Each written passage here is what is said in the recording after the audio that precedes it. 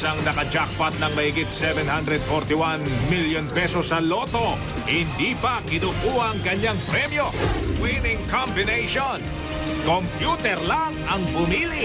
Lotto outlet kung saan tumaya ang bagong milyonaryo. Biglang sikat.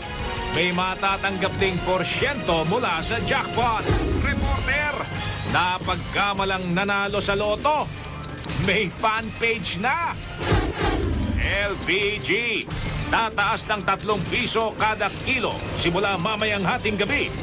Masusundan pa raw sa mga susunod na linggo.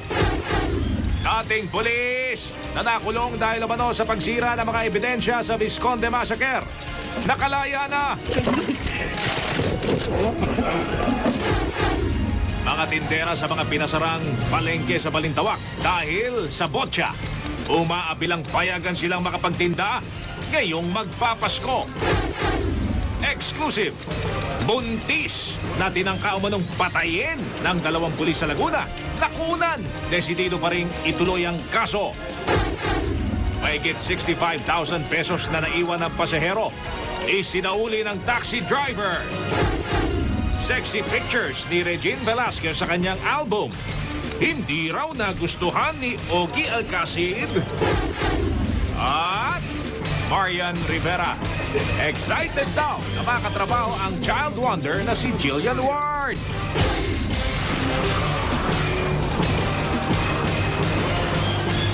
Mula sa GMA Network Center, narito si Mel Bianco, Mike Enriquez.